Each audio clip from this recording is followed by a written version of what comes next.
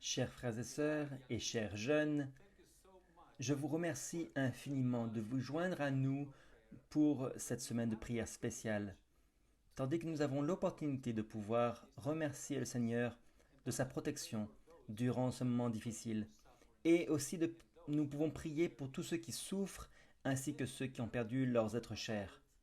Aujourd'hui, nous allons parler de l'espoir que nous avons pour le futur. Et nous allons voir comment nous pouvons préparer une nouvelle génération afin de terminer l'œuvre que le Seigneur nous a donnée et aussi de les préparer pour la crise finale. Mais avant de commencer à ouvrir la parole de Dieu, nous allons nous agenouiller pour une prière. Notre cher Père Céleste, au nom précieux de Jésus-Christ, nous te remercions infiniment pour le privilège de pouvoir parler avec toi en prière. Nous te remercions parce que tu nous as protégés durant ce temps de crise et que tu nous as donné du temps pour pouvoir passer avec nos familles et pour pouvoir prêcher l'Évangile à travers des moyens différents. Seigneur, bénis-nous tandis que nous nous agenouillons devant toi et aide-nous à pouvoir comprendre le message que tu as pour nous aujourd'hui. Et nous te prions, Seigneur, spécialement pour ceux qui souffrent durant ce moment et aussi pour ceux qui ont perdu leurs êtres chers.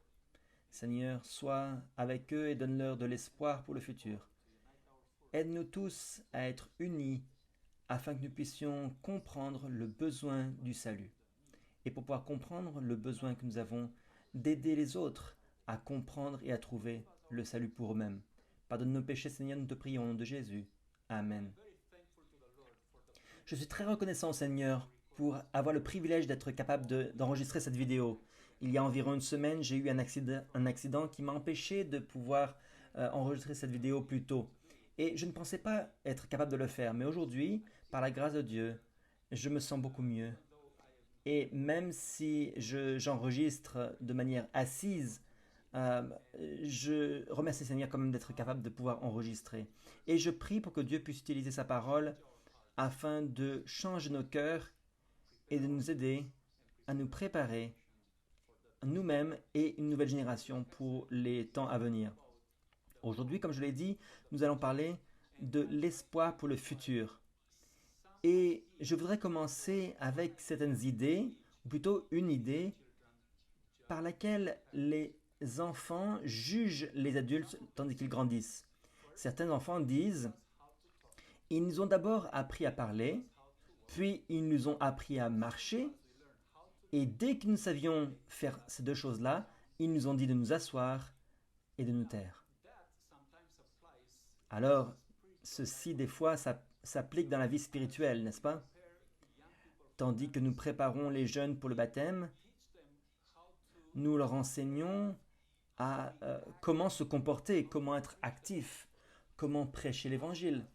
Puis, dès qu'ils sont capables de prêcher l'évangile, on les laisse assis sur les bancs dans l'église et on ne leur donne pas assez de travail à faire selon leurs capacités. Ils ont beaucoup d'énergie. Et les enfants pensent que leurs parents ont investi pour leur apprendre comment parler, comment marcher, et ils souhaitent maintenant courir. Et, et dès qu'ils deviennent actifs, on leur dit, oh, ne soyez pas si actifs, ne soyez pas si bruyants. Et c'est la même chose dans l'Église. On peut le faire aussi dès que les jeunes ont de l'énergie. Des fois, on n'arrive pas à suivre les jeunes à cause de leur énergie. On essaye de les ralentir un petit peu pour qu'ils aillent à notre vitesse, au lieu de les laisser courir. Allez, courez, soyez actifs. Et aujourd'hui, nous allons voir comment nous pouvons avoir de l'espoir dans cette situation et comment nous pouvons encourager les jeunes à être actifs pour pouvoir terminer l'œuvre que le Seigneur nous a donnée. D'un certain côté, notre travail, c'est de préparer une nouvelle génération pour pouvoir être ferme durant le temps de crise. Cette situation n'est pas nouvelle. Les parents qui disent aux enfants de se taire, ce n'est pas nouveau. Et dans la Bible, il y a un exemple où les dirigeants de l'Église demandaient aux petits-enfants de se taire, ou au moins étaient inquiets parce que les enfants étaient trop bruyants dans leurs expressions. Ouvrons nos Bibles dans Matthieu chapitre 21, verset 15. Mais les principaux sacrificateurs et les scribes furent indignés à la vue des choses merveilleuses qu'il avait faites, et des enfants qui criaient dans le temple, Hosanna au fils de David. On voit que les dirigeants du peuple de Dieu à cette époque-là étaient inquiets parce que les jeunes louaient le Seigneur de manière trop bruyante. Ils étaient actifs, ils étaient convaincus dans ce qu'ils faisaient. Et ils avaient vraiment peur. Ils étaient même en colère à propos de cette énergie qu'ils avaient pour le Seigneur. Ce n'est pas nouveau. Aujourd'hui, nous voulons des fois que les jeunes ralentissent un petit peu pour qu'ils soient à notre vitesse. Mais lorsqu'on était jeunes, les anciens ont essayé de faire la même chose avec nous, n'est-ce pas? Et bien sûr, personne ne souhaite du mal à l'autre groupe, mais nous avons tous besoin d'apprendre à comment nous aider les uns les autres, et spécialement la nouvelle génération, à être active et en même temps être respectueuse et par la grâce de Dieu terminer l'œuvre que le Seigneur nous a donnée. Non seulement les dirigeants d'Israël ou les sacrificateurs étaient inquiets avec le fait que les jeunes étaient trop actifs ou même les disciples de Jésus étaient un petit peu perturbés par la présence des enfants. Lorsque leurs parents les avaient amenés pour être bénis auprès de Jésus, les disciples n'étaient pas en colère contre les enfants, mais ils pensaient que Jésus était trop occupé avec les autres choses qu'il faisait avec les adultes pour pouvoir prendre le temps avec les enfants. Lisons ce texte dans Marc chapitre 10, versets 13 et 14. Il est dit, on lui amena des petits enfants afin qu'il les touchât. Mais les disciples reprirent ceux qui les amenaient. Jésus, voyant cela, fut indigné et leur dit, laissez venir à moi les petits enfants et ne les en empêchez pas, car le royaume de Dieu est pour ceux qui leur ressemblent. Puis au verset 15 et 16, il continue, il dit, je vous le dis en vérité, quiconque ne recevra pas le royaume de Dieu comme un petit enfant n'y entrera point. Puis il les prit dans ses bras et les bénit en leur imposant les mains. Imaginez maintenant la réaction des disciples lorsqu'ils ont vu que, en fait, Jésus a arrêté tout ce qu'il faisait pour donner son attention aux enfants. Jésus ne sentait pas que les enfants étaient un obstacle. Il a arrêté tout ce qu'il faisait pour prendre le temps pour les enfants. Et aujourd'hui, on doit apprendre du comportement de Jésus. Dans toutes les activités que nous faisons, nous devons prendre du temps pour inclure les enfants et pour inclure les adolescents et les jeunes adultes. De nos jours, très souvent, lorsque les parents sont occupés avec des visiteurs, d'autres adultes visiteurs, très souvent, ils laissent les enfants devant la télévision ou devant des objets électroniques pour que les enfants ne perturbent pas les adultes. Et les parents disent, s'il te plaît, ne nous perturbe pas parce que je suis occupé. En réalité, Dieu nous invite à arrêter tout ce que nous faisons lorsque nos enfants ont besoin de notre attention. Lorsque nos enfants ont besoin de notre soutien, lorsque nos enfants ont besoin d'une réponse à leurs questions. En d'autres termes, lorsque nos enfants ont besoin d'être bénis par notre attention, Jésus a pris le temps pour eux. Il était très occupé, mais il a arrêté de faire ce qu'il faisait pour pouvoir prendre soin des enfants. Et lorsqu'on prend soin de nos enfants, nous serons bénis plus tard lorsqu'ils prendront des décisions pour le baptême et lorsqu'ils seront impliqués dans l'œuvre de Dieu. Ils pourront répondre de leur foi et ils se rappelleront de toutes ces choses parce que nous, en tant que parents, avons pris le temps pour leur enseigner. Nous avons pris ce temps que nous avions pour passer du temps de qualité avec eux. D'après le verset que nous avons lu, nos enfants sont très dépendants de la foi que nous avons envers Dieu.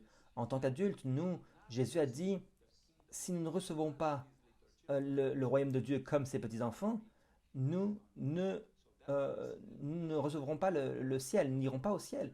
Nous devons apprendre de la manière dont nos enfants et nos jeunes interagissent, la manière dont ils font confiance en leurs parents et en Dieu, de la manière dont ils pardonnent et ils oublient les choses qui leur sont faites, les choses mauvaises qui leur sont faites. Dieu veut que nous soyons comme les petits-enfants si nous voulons hériter du royaume de Dieu. Alors, nos enfants doivent nous enseigner la dépendance envers Dieu et la foi en lui. Et ça, c'est important pour que nous puissions les intégrer dans notre vie. Si nous échouons dans cette œuvre de l'Évangile, c'est parce que nous n'avons pas appris la foi et la confiance qui viennent des enfants. Les jeunes ont un objectif. Ils ne sont pas juste supposés venir à l'église pour écouter les sermons des adultes et rentrer chez eux, à la maison. Ils ne sont pas là juste pour s'asseoir dans l'église et être silencieux, n'est-ce pas? Ils ont aussi un travail à faire.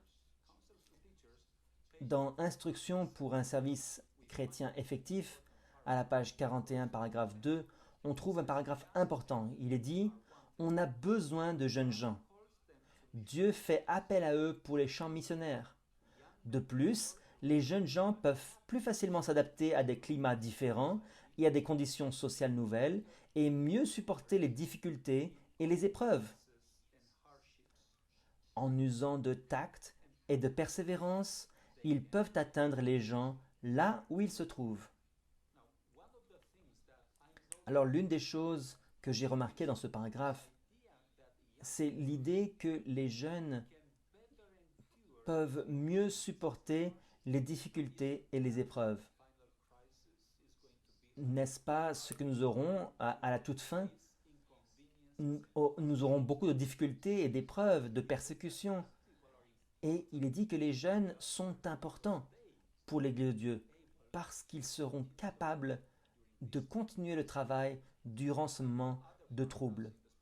Je sais que d'autres paragraphes dans l'Esprit de prophétie parlent aussi de la capacité des jeunes à pouvoir apprendre une nouvelle langue plus facilement. Ils peuvent aller dans des pays étrangers. Et les jeunes sont très importants. Nous n'avons pas beaucoup de temps pour tout considérer dans la Bible et dans l'Esprit de prophétie. Nous ne pouvons pas tout lire, tous les versets, tous les passages qui parlent des jeunes. Mais les jeunes ont un travail très important à faire dans l'œuvre de Dieu des derniers temps. Lorsque l'on investit dans nos jeunes, nous investissons vraiment dans le futur de l'Église. Et c'est la meilleure chose que nous pouvons faire. Dieu a appris Jérémie, par exemple, lorsqu'il était très jeune. Jérémie a été appelé pour avoir un rôle important en temps de crise. Ce n'est pas le seul qui a été appelé pour avoir un impact en temps de crise, mais cette fois-ci, la crise était parmi le peuple de Dieu. Ils étaient dans un moment d'apostasie et Dieu a appelé Jérémie, tandis qu'il était très jeune, pour pouvoir un impact dans la vie du peuple de Dieu. C'est très intéressant lorsque l'on lit dans Jérémie 1, verset 5, on comprend que Jérémie était très jeune, il n'était même pas capable d'accepter très facilement la mission que le Seigneur lui avait donnée. Et donc, lisons dans Jérémie 1, verset 5, il est dit « Avant que je t'eusse formé dans le ventre de ta mère, je te connaissais, et avant que tu fusses sorti de son sein, je t'avais consacré, je t'avais établi prophète des nations. » Ce que Dieu dit ici, c'est que avant même que Jérémie ait été né, avant qu'il soit un enfant, avant qu'il soit né, Jésus avait déjà sélectionné Jérémie pour qu'il ait un rôle parmi l'Église de Dieu. Jérémie n'est pas le seul enfant spécial. Tous nos enfants sont des enfants précieux. Et nos enfants sont tous connus par Dieu avant même leur naissance. Ils ne viennent pas dans ce monde par hasard. Dieu a déjà préparé une œuvre qu'ils doivent faire. Et très souvent, en tant que parents et en tant qu'Église, nous échouons dans notre rôle d'amener les enfants et les jeunes pour les éduquer. Et à ce moment-là, ils vont échouer dans l'appel que Dieu va leur donner parce que nous ne coopérerons pas avec le ciel. Mais si nous coopérons avec le ciel, l'Esprit prophétie nous dit très clairement que à ce moment-là, ils pourraient accomplir leur mission. Si les parents coopèrent, il sauvera nos enfants, et non seulement il sauvera nos enfants, mais aussi il va travailler à travers un enfant qui est sauvé et un jeune qui est sauvé pour finir l'œuvre que Dieu nous a donnée. C'est un travail très important. Et Dieu a appelé Jérémie et il lui a dit que je ne t'avais pas appelé maintenant, je t'avais choisi déjà avant même ta naissance. C'est ce que Dieu veut dire à chacun d'entre nous. Dieu veut dire à tous nos enfants aujourd'hui, mon fils, je t'ai connu avant ta naissance. Tu es ici et tu as un objectif. Non seulement Dieu bénit nos enfants, mais il leur donne aussi un travail à faire. Et c'est notre rôle en tant que parents et en tant qu'Église de trouver ce talent chez les jeunes et les aider à vivre dans l'objectif que Dieu a pour eux. C'est un travail très difficile, mais c'est ce que Dieu nous a appelés à faire. Et c'est comme ça que nous pouvons préparer une nouvelle génération en donnant à nos jeunes suffisamment d'attention et suffisamment de connaissances pour les encourager à étudier la parole de Dieu afin qu'ils soient capables de défendre la vérité lorsque cela sera nécessaire. Nous voyons au verset 6 la réaction de Jérémie. Jérémie a dit, je ne suis pas capable. Et en fait, c'est la même chose que Dieu peut nous dire. C'est la même chose qu'on peut dire lorsque Dieu nous appelle. Nous comprenons que nous ne pouvons rien faire. Lorsqu'on dit on ne peut pas le faire, c'est là que Dieu peut nous utiliser. Parce qu'il va à ce moment-là travailler et faire des miracles dans notre vie. Et il va nous aider à marcher selon ses méthodes. J'ai un petit peu parlé d'une question, mais je voudrais vous la poser à nouveau. Pourquoi certains jeunes n'arrivent pas à vivre à la hauteur de l'idéal de Dieu? Pourquoi certains jeunes ne peuvent pas conquérir le monde alors que Dieu leur avait demandé de le faire? Dans Philippiens chapitre 2 verset 21, on trouve la réponse à cette question, ou une réponse à cette question. La question, à nouveau, c'est pourquoi certains jeunes n'arrivent pas à vivre à la hauteur de l'idéal de Dieu? Pourquoi ils n'arrivent pas à accomplir le but que Dieu a pour eux? Dans Philippiens 2, verset 21, il est dit « Tous, en effet, cherchent leur propre intérêt et non ceux de Jésus-Christ. » La raison pour laquelle certains jeunes échouent à suivre l'idéal de Dieu, c'est parce qu'ils développent une attitude et un esprit égoïste. Ils investissent beaucoup en eux-mêmes et ils oublient d'investir en Jésus-Christ, qui en réalité les connaissait depuis leur naissance, depuis avant leur naissance. Il les avait créés avec un objectif. Et ils oublient ce point parce qu'ils deviennent trop égoïstes et trop focalisés sur leur propre intérêt. La question maintenant c'est pourquoi est-ce qu'ils sont focalisés sur leurs propres intérêts? Pourquoi est-ce qu'ils sont égoïstes?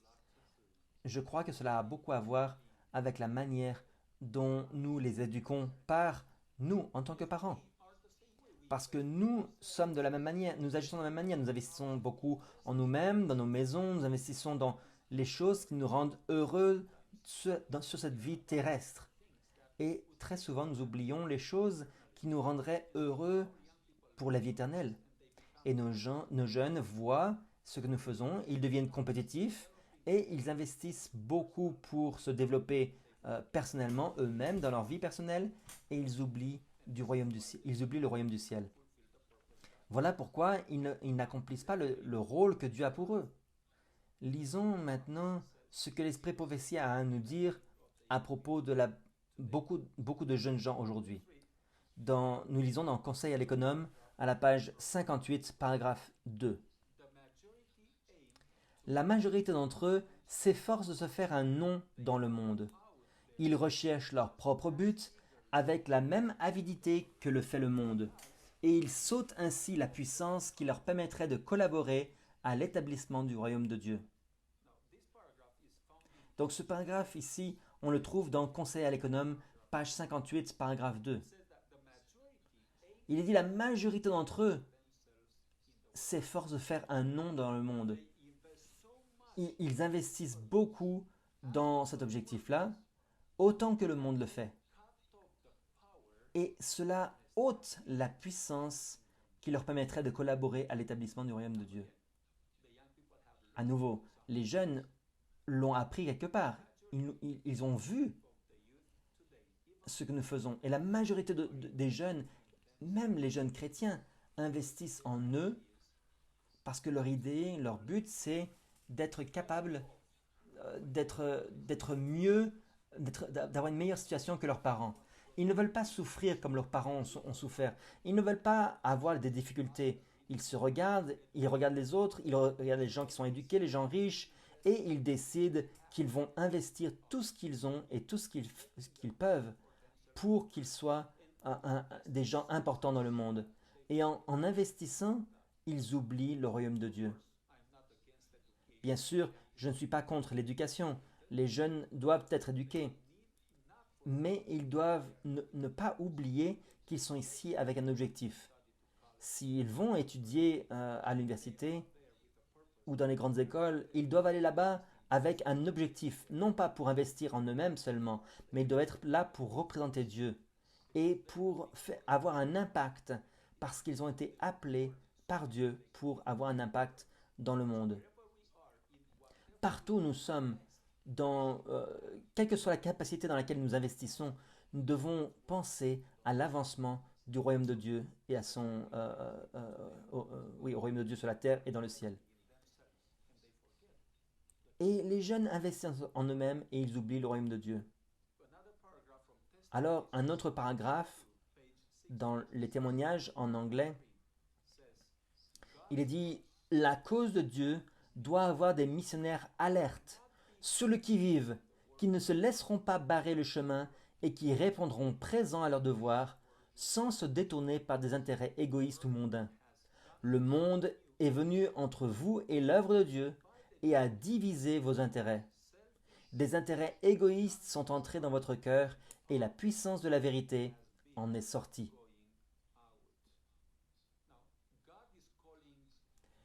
Dieu appelle les jeunes à être des missionnaires alertes, des hommes et des femmes qui vont tout abandonner pour répondre à l'appel de Dieu.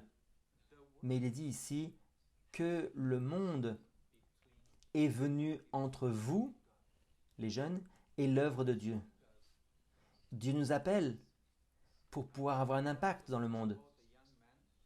Et la Bible parle aussi d'un jeune qui n'avait pas commis de gros péchés, qui n'était pas allé dans le monde pour commettre de gros péchés, mais il est considéré comme ayant trop aimé le monde.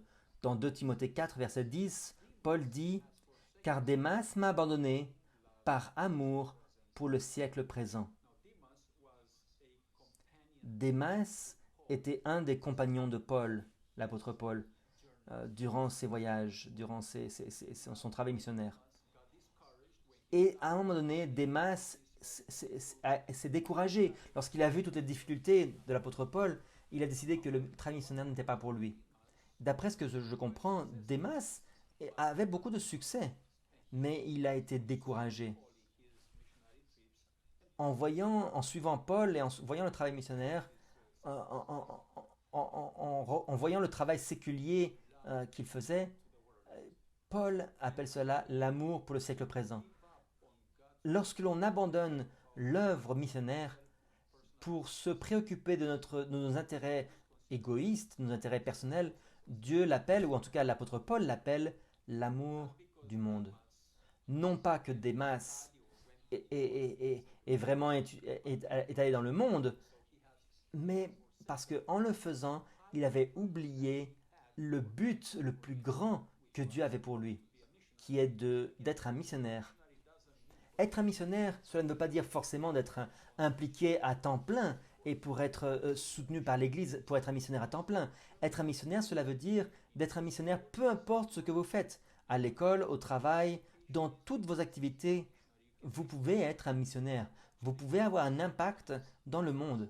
Et très souvent, vous pouvez faire plus de travail missionnaire qu'un missionnaire à plein temps. Parce que vous pouvez atteindre certaines classes de personnes que nous, en tant que missionnaires, nous ne pourrons pas atteindre.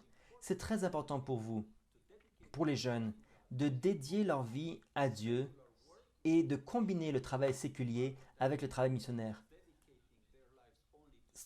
Il n'est pas nécessaire de dédier sa vie 100% au travail séculier parce que cela va être considéré comme l'amour du monde. La question maintenant, c'est que nous avons dit que la majorité des gens, des jeunes, ont dit qu'ils investissent trop en eux-mêmes et qu'ils oublient le royaume de Dieu.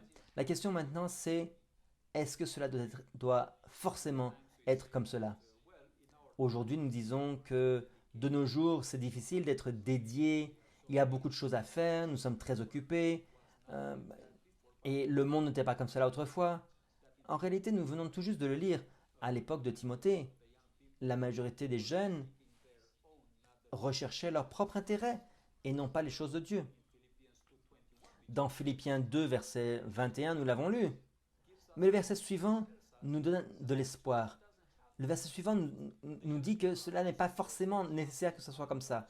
Les jeunes n'ont pas besoin de suivre forcément les autres. Il peut y avoir quelqu'un de différent. Et à l'époque de l'apôtre, il y avait quelqu'un qui était différent. Même si Philippiens 2, verset 21, il était dit que tous en effet cherchent leur propre intérêt et non ceux de Jésus-Christ, Paul dit qu'il y a en fait une exception. Regardez au verset 22. Philippiens 2, verset 22. Il dit « Vous savez qu'il a été mis à l'épreuve en se consacrant au service de l'Évangile avec moi comme un enfant avec son père. » Vous voyez, il y avait une exception à la règle à cette époque-là. Et cette exception était Timothée. Timothée était un jeune homme qui était éduqué à la maison. Il avait étudié à la maison et il était très éduqué. Il avait beaucoup de capacités. Il aurait pu faire tout ce qu'il voulait. Mais il a choisi de sacrifier sa vie séculière pour la vie à venir. Il a décidé d'être un collaborateur avec Paul dans l'Évangile. N'est-ce pas merveilleux? La question, c'est lorsque aujourd'hui nous vivons dans une époque si égoïste, c'est très difficile de vivre avec les crises que nous avons, non seulement des crises spirituelles et matérielles, nous avons toutes sortes de crises actuellement. La question, c'est pouvons-nous aujourd'hui avoir un impact? Pouvons-nous aujourd'hui être une exception à la règle? Les jeunes, vous avez un défi devant vous. Dieu vous appelle à avoir un impact. Allez-vous accepter cet appel-là? Parce qu'aujourd'hui, Dieu nous promet qu'il peut nous utiliser de la même manière qu'il a utilisé Timothée. Regardez ce témoignage de l'esprit de prophétie. Dieu utilisera les jeunes aujourd'hui comme il utilisa Timothée s'ils se soumettent à la manière dont il les dirige. N'est-ce pas merveilleux? Dieu promet de nous utiliser aujourd'hui comme il a utilisé Timothée. Mais il y a une seule chose que nous devons faire. Et cette chose, c'est de se soumettre à la manière dont Dieu nous dirige, de se soumettre à la volonté de Dieu.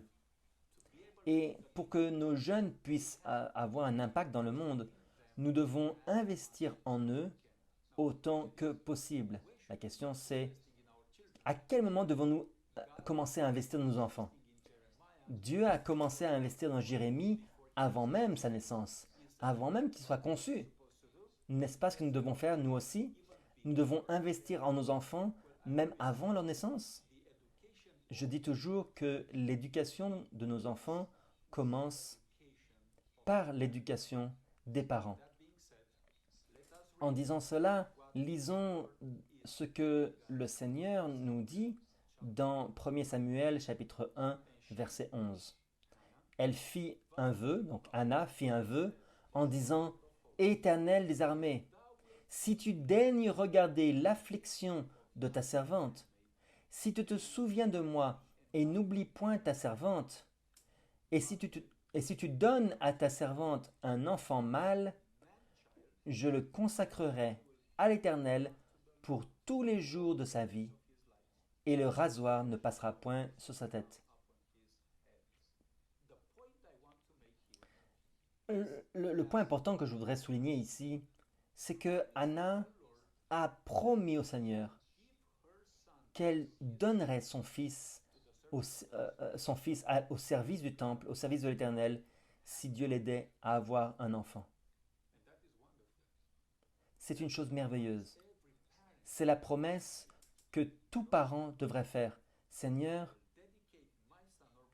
je vais consacrer mon fils ou ma fille à ton service, d'après le plan que tu as pour lui ou pour elle. Dans Patriarches et Prophètes, page 548, paragraphe 4, il est dit: chaque père et mère devrait s'inspirer de la question de Manoah. Quelle règle devra suivre l'enfant? Si tous ceux qui font peu de cas des influences prénatales voulaient relire les instructions solennelles données et réitérées au couple hébreu, ils verraient comment le Créateur envisage cette question.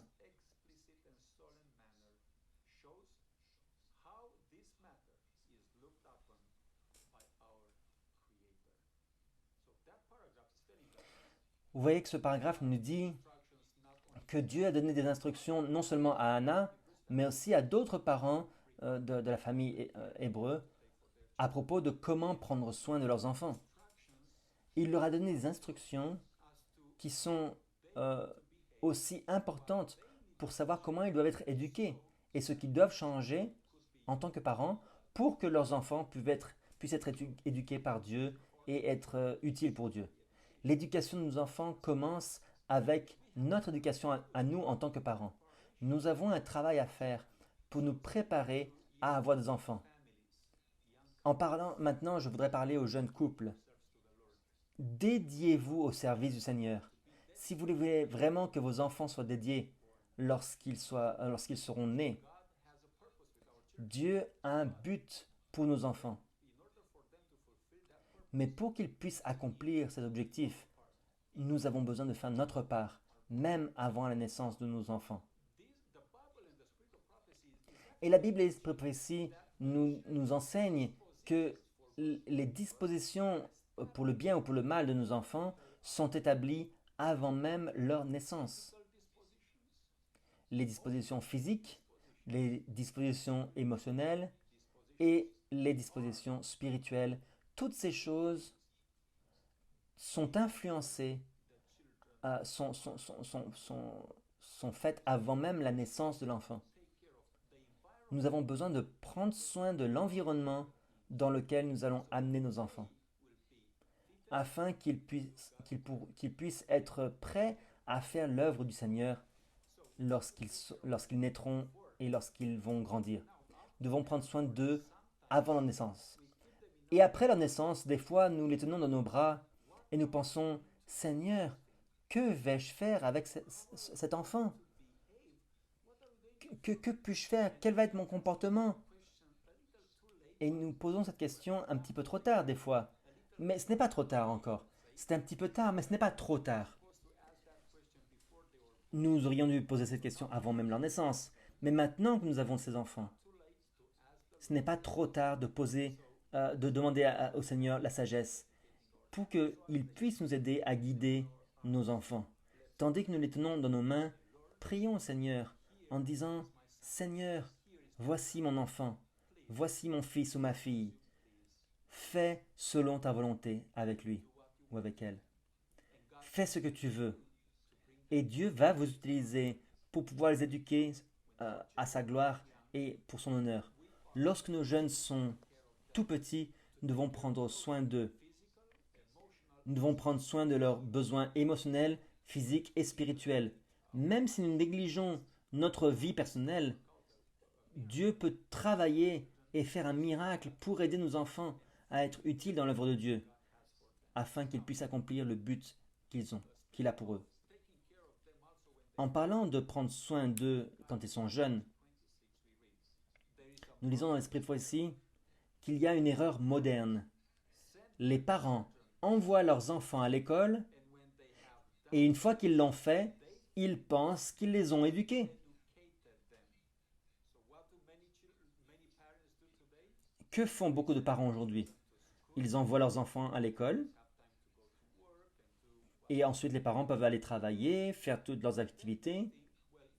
Et alors, ils pensent, oh, mon fils ou ma fille est bien pris en charge, il est bien éduqué. Il y a une définition à l'éducation. J'ai entendu quelqu'un le mentionner. L'éducation est soutenue par, ce passage est soutenu par l'esprit de prophétie et la Bible. L'éducation, c'est ce qui reste après ce que nous avons, donc l'éducation, c'est ce qui reste après avoir oublié notre instruction. C'est le caractère. Voilà ce que c'est que l'éducation. L'éducation, je répète, c'est ce qui reste après tout ce que l'on a appris, après que tout ce qu'on a appris soit oublié. Donc si vous avez oublié la théorie des choses que vous avez appris, le caractère va rester. Parce que l'éducation que vous avez reçue vient du ciel et pas de la terre. Donc, dans l'esprit de prophétie, il est dit travailler à l'éducation et à la formation de l'enfant commence dès la toute petite enfance. Car alors, l'esprit est le plus impressionnable et les leçons données seront retenues. L'éducation, ce n'est pas seulement lorsque l'enfant est en âge d'aller à l'école. L'éducation commence très tôt. Parce que les choses qu'ils apprennent lorsqu'ils sont très jeunes, lorsqu'ils sont enfants, ils vont s'en rappeler pour toujours. Lorsque nos enfants sont jeunes, nous devons penser à leur environnement, à leur éducation. Et d'après l'esprit de prophétie, il est dit que la classe idéale, c'est la nature. La meilleure salle de classe, c'est la nature. Si dans votre environnement, vous avez la nature, ils peuvent apprendre beaucoup de choses.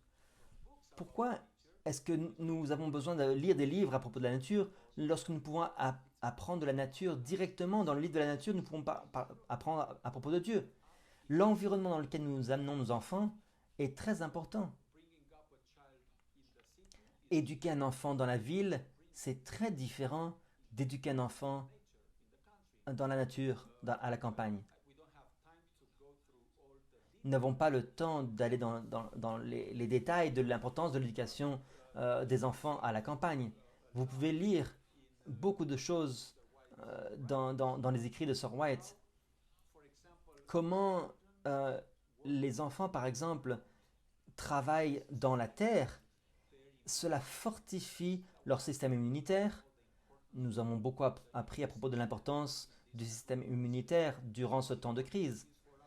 Quelle est l'importance d'être capable de faire face à la maladie à cause du fait que notre système immunitaire est fort. Au lieu d'être immunisé, vacciné artificiellement, nous pouvons être immunisés grâce au travail dans les champs ou dans le jardin. Cela peut fortifier le système immunitaire. Et lorsque nous mangeons des produits de la terre qui sont frais, de notre jardin, qui sont naturels, de votre propre jardin, cela aussi fortifie beaucoup votre système immunitaire. Et l'éducation et la relation que nous avons à travers la nature au Dieu de la nature est très forte. Et donc Dieu nous appelle à prendre soin de nos enfants dans ce type d'environnement. Là où les tentations sont moins fortes, là où l'enfant peut se fortifier assez pour pouvoir faire face aux tentations de Satan lorsqu'ils sont exposés à cette tentation. Vivez à la campagne et travaillez à la ville pour sauver les foules qui ont besoin du salut. Et le premier livre de lecture doit être la Bible. Par la Bible, vous pouvez apprendre non seulement à propos de Dieu, mais vous pouvez apprendre beaucoup de choses scientifiques qu'ils enseignent à l'école. Si vous utilisez la Bible, vous pouvez apprendre beaucoup de choses. Nous n'avons pas le temps de tout mentionner, bien sûr. Mais la Bible est un manuel pour la vie. Vous pouvez apprendre énormément de choses à propos de la vie quotidienne, comment comprendre les mathématiques, la chimie, la physique dans la Bible elle-même. Dieu est merveilleux. Il nous a donné un livre de lecture pour que nos enfants puissent apprendre. Et notre premier enseignant, ce sont les parents. Nos premiers enseignants, ce n'est pas les enseignants des étrangers, mais ce sont les parents qui doivent être les premiers enseignants. Nous sommes très reconnaissants qu'aux États-Unis, nous avons le privilège de pouvoir éduquer nos propres enfants à la maison. Bien sûr, ils peuvent avoir certaines déficiences parce que nous ne sommes pas des enseignants expérimentés. Mais il est préférable d'enseigner à nos enfants à la maison plutôt que de les envoyer loin de la maison pour plusieurs heures dans la journée. Les enfants aux États-Unis passent plus de temps à l'extérieur de la maison que à l'intérieur de la maison avec leurs parents. Et bien sûr, les enfants vont être plus influencés par ce qu'ils vont apprendre à l'extérieur, à l'école, plutôt que ce qu'ils vont apprendre à la maison avec leurs parents. Nous avons besoin de préparer nos enfants pour faire le travail que Dieu leur a confié. Et nous ne pouvons pas continuer à nous compromettre au sujet de leur éducation en espérant que Dieu fasse un miracle dans leur vie. Je veux dire que Dieu peut faire un miracle dans leur vie, mais est-ce que c'est vraiment utile si nous, en tant que parents, nous avons investi d'une mauvaise manière dans leur vie? Lorsque nos enfants sont jeunes, passons du temps avec eux. Je me rappelle à propos de mon expérience, j'ai voyagé beaucoup et je n'ai pas passé assez de temps avec mes enfants. Et j'aurais vraiment souhaité passer plus de temps avec eux. Mais vous voyez, Dieu, j'espère, peut faire un miracle dans leur vie et peut m'aider à racheter le temps. Plus le temps passe aujourd'hui, plus je peux racheter le temps comme aujourd'hui avec le temps d'aujourd'hui. Lorsque nos enfants sont jeunes, amenez-les autant que possible dans la nature. Lorsqu'ils sont adolescents maintenant, c'est l'époque la plus difficile, la plus sensible de leur vie. Beaucoup de choses changent dans leur vie. Même la manière dont ils perçoivent le monde, ils sont en train de chercher leur identité. Et c'est à ce moment-là qu'en tant que parents, nous devons être les plus proches d'eux, ou nous devons être leurs amis, pour qu'ils puissent être capables de faire face aux tentations des années de l'adolescence. En tant que parents, nous avons besoin de prendre le temps avec eux lorsqu'ils sont adolescents. Parce que, d'après les statistiques, la majorité des jeunes décident de se faire baptiser avant l'âge de 14 ans. Très peu d'entre eux prennent leur décision après 14 ans. Et la minorité, une minorité, prennent leur décision après 20 ans. Il est très important pour nous de prendre le temps avec nos enfants lorsqu'ils sont adolescents. Parce que c'est là qu'ils peuvent être facilement trompés par le monde. C'est là qu'ils peuvent perdre leur identité en tant que chrétiens. C'est très, c'est essentiel pour nous de pouvoir passer du temps avec eux afin de les connaître, afin de savoir ce qu'ils vivent et comprendre leurs besoins au lieu de les critiquer lorsqu'ils nous surprennent avec une mauvaise attitude, bien sûr. Très souvent, on les néglige. Ils apprennent à l'extérieur de la maison comment se comporter. Ils viennent à la maison, ils agissent mal et nous réagissons, nous critiquons, alors que nous devrions plutôt nous arrêter, penser à quelles sont nos priorités et prendre soin de nos enfants plutôt que nos autres activités importantes comme nous les appelons. Lorsque nos enfants sont adolescents, en tant qu'Église, nous avons besoin de prendre soin d'eux. Je voudrais lire dans l'Esprit de prophétie, dans un livre en anglais, il est dit en tant qu'Église, en tant qu'individu, si nous voulons être lavés de toute accusation lors du jugement, nous devons faire de plus grands efforts pour la formation de nos jeunes gens, afin qu'ils soient mieux entraînés pour les différentes branches de la grande œuvre qui nous est confiée.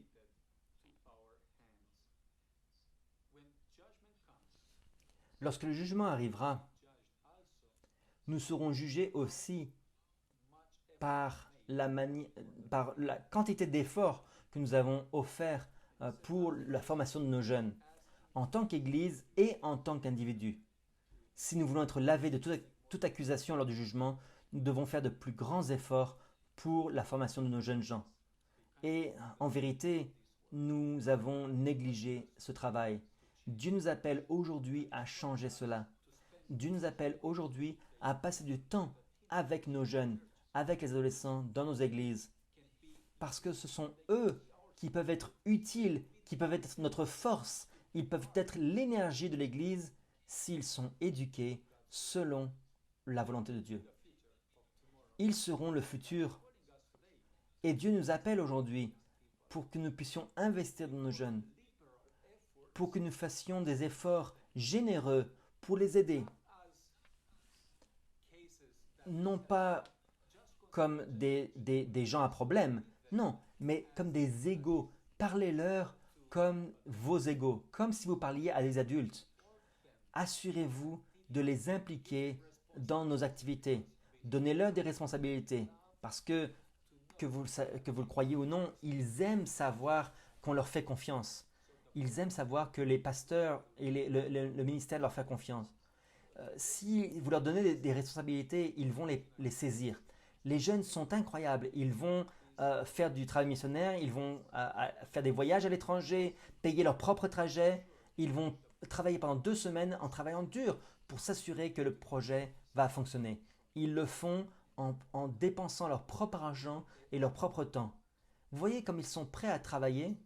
Ce dont ils ont besoin, c'est que nous ayons besoin de leur proposer ce projet et le travail. Et ils peuvent le faire. Ils peuvent travailler. Un autre paragraphe de Ministère évangélique, page 203, paragraphe 2, il est dit « La jeunesse mérite mieux qu'une attention passagère, plus qu'une parole d'encouragement dite occasionnellement. » Nos jeunes ont besoin plus que juste « Bonjour, comment ça va ?» Ils ont besoin d'une attention personnelle. Ils ont besoin qu'on se focalise sur leurs besoins. Ils ont besoin que l'on prenne du temps pour eux. Nous, en tant que dirigeants, en tant que parents, ils ont besoin de beaucoup plus d'attention qu'un petit mot d'encouragement de temps en temps. Même des paroles d'encouragement de temps en temps. Juste une petite parole va être efficace. Mais imaginez prendre du temps pour vous asseoir avec eux, pour aller faire une activité dans la nature, pour être présent pour eux. Cela va véritablement les aider dans leur relation avec Dieu. Nous allons maintenant arriver à une conclusion dans notre étude aujourd'hui.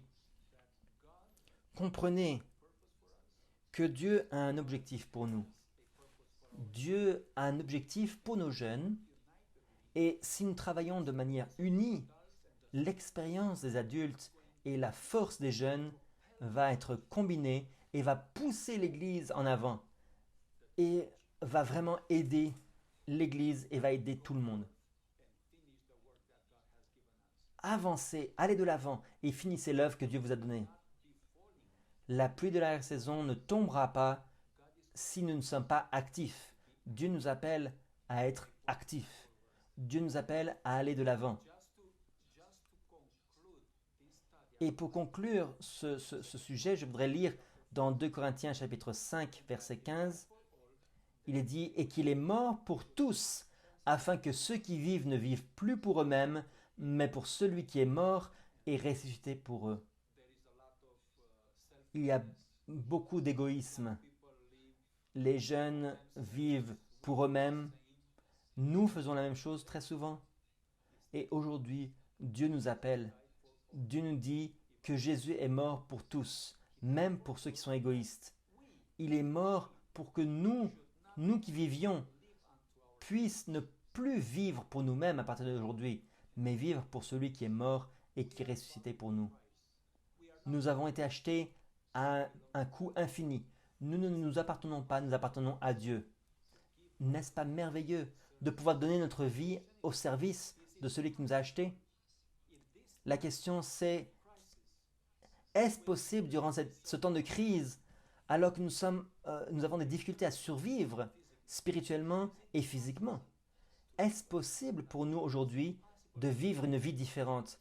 Est-ce possible de nous dédier complètement au service? Est-ce que c'est possible de nous dédier au service de Dieu alors qu'il y a une seule manière de le faire? Et on le voit dans 2 Corinthiens 5, verset 14, le verset juste avant. Le verset juste avant celui que nous avons lu. Dans 2 Corinthiens 5, verset 14, il est dit « Car l'amour de Christ nous presse. » Est-ce possible? Oui, c'est possible. Si nous comprenons à quel point Dieu nous aime, si nous comprenons quel est le sacrifice que Jésus a fait, non pas pour le monde, mais pour moi personnellement, alors je comprendrai l'amour de Dieu et l'amour de Christ. Et à ce moment-là, cet amour de Christ va nous pousser, va nous presser à vivre pour lui et non plus seulement pour nous-mêmes. Mais chers jeunes, vous êtes l'espoir du futur.